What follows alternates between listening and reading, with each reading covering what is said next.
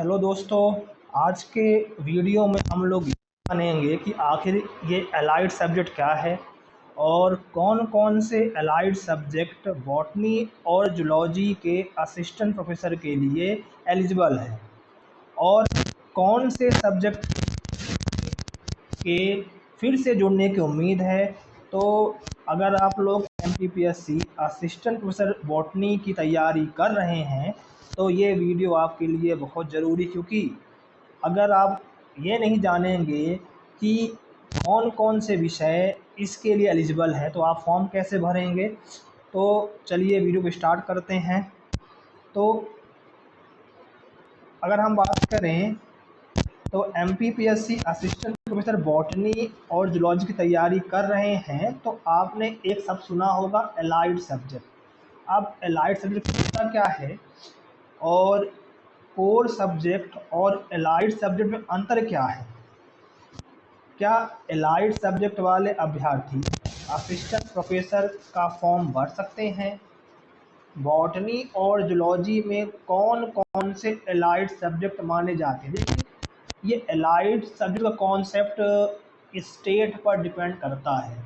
कोई स्टेट किसी सब्जेक्ट को एलिजिबल करता है एलाइड सब्जेक्ट को, कोई स्टेट उसको एलिजिबल नहीं करता। जैसे हम बात करते हैं, एक विषय है जिसका नाम है बायोकेमिस्ट्री।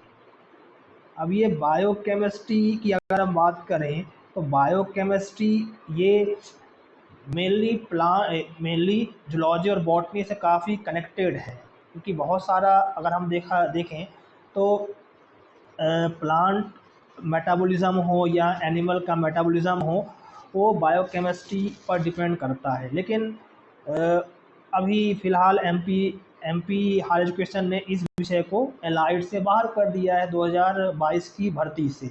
लेकिन संभावना है कि ये सब्जेक्ट भी जुड़ सकता है अगर इस सब्जेक्ट के उम्मीदवार एमपीपीएससी जाएं या हायर एजुकेशन कमिश्नर से मिलें तो ये विषय भी जुड़ सकता है। ऐसे और भी कुछ विषय हैं जो जुड़ने की संभावना है। तो अब हम बात करें किन किन सब्जेक्ट को मौका मिलने की संभावना है। और तो देखिए, एलाइड सब्जेक्ट होता क्या है। तो एलाइड का मतलब होता है संबंधित या निकट से जुड़ा हुआ, अर्थात ऐसा विषय जो मुख्य विषय से वैज्ञानिक, शैक्षणिक या पाठ्यक्रमीय रूप से जुड़ा हुआ हो। एग्जाम्पल के लिए है, यदि मुख्य विषय बॉटनी है तो plant science, biotechnology, environmental science जैसे विषय उससे संबंधित माने जा सकते हैं। इसी प्रकार अगर जूलॉजी की बात करें, जूलॉजी से wild life science, fisheries science, animal biotechnology आदि विषय जुड़े हुए हैं। अब कोर सब्जेक्ट और एलाइड विषय में क्या अंतर है। तो कोर का मतलब होता है कि जिस विषय के लिए पद निकला है वही कोर विषय कहलाता है। जैसे असिस्टेंट प्रोफेसर बॉटनी है तो बॉटनी यहाँ पर क्या है, कोर विषय, क्योंकि इसी विषय के लिए वैकेंसी निकली है। और इसी प्रकार हम बात करें जूलॉजी की, तो जूलॉजी का अगर सहायक प्राध्यापक जूलॉजी के निकलती है भर्ती तो वहाँ पर कोर विषय क्या है, जूलॉजी है।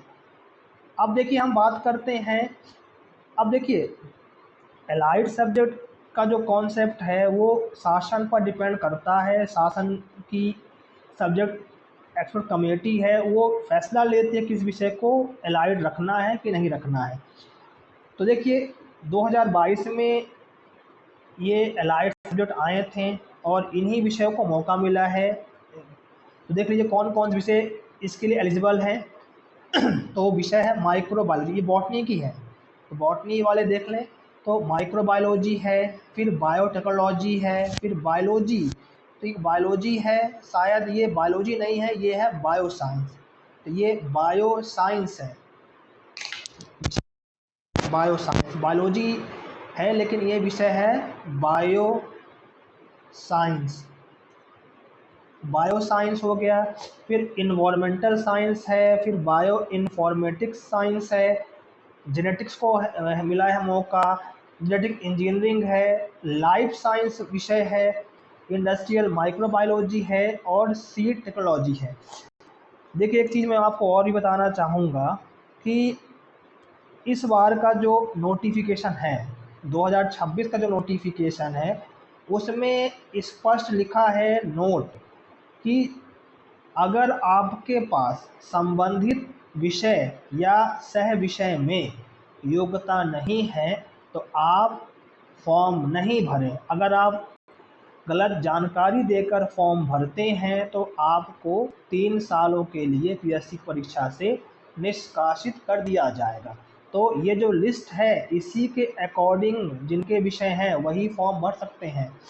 अब अगर आपको लगता है कि हमारा विषय भी एलाइड विषय के रूप में सम्मिलित हो सकता है तो आपके पास एक रास्ता है कि आप कोर्ट जाइए।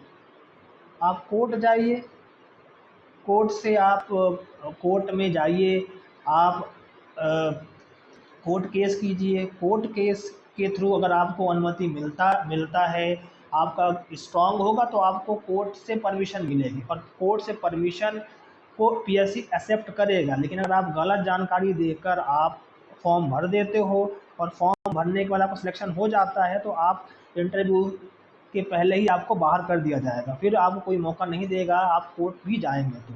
तो ध्यान रखिएगा, ये विषय है।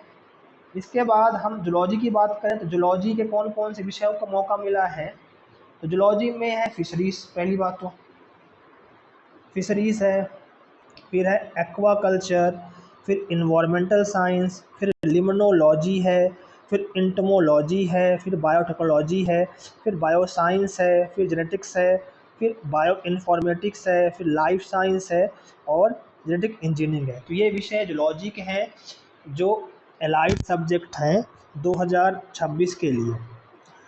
अब कुछ और विषय भी थे जो 17 की एक भर्ती हुई थी, उसमें ये विषय थे बॉटनी के। तो बॉटनी में माइक्रोबायोलॉजी था, बायोटेक्नोलॉजी था, बायो साइंस था, इन्वायरमेंटल साइंस था, फॉरेस्ट्री भी था, बायोकेमिस्ट्री भी था, बायो इन्फॉर्मेटिक्स भी था।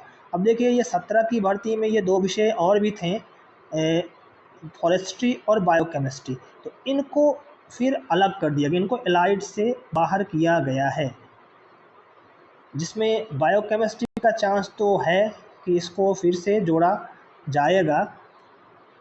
तो अगर कोई बायोकेमिस्ट्री वाला स्टूडेंट है जिसने सेट क्वालिफाई किया है, नेट क्वालिफाई किया है, तो आप अपने हक के लिए जाइए, ज्ञापन दीजिए, हायर एजुकेशन जाइए, तो आप को भी मौका मिल सकता है। नहीं तो फिर कोर्ट जाइए, दूसरा रास्ता कोर्ट है आपके पास। और जेनेटिक्स है। इसके अलावा आपका जूलॉजी की बात करें, जूलॉजी में फिशरीज थी, एक्वाकल्चर था, इन्वायरमेंटल साइंस था, बायोकेमिस्ट्री भी था। 17 में बायोकेमिस्ट्री भी था लेकिन इसको हटाया गया है। फिर लिम्नोलॉजी है, कीट विज्ञान है, बायोटेक्नोलॉजी है, जीव विज्ञान है, अनुवांशिकी है और बायो इन्फॉर्मेटिक्स है। तो ये थी एलाइड सब्जेक्ट की लिस्ट। 17 में कौन से थे।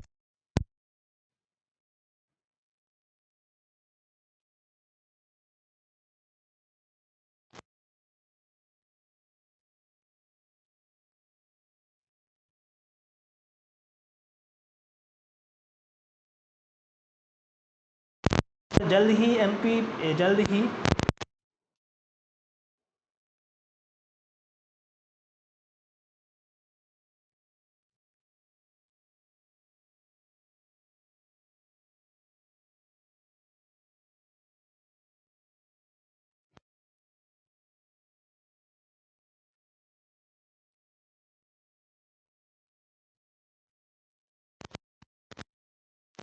और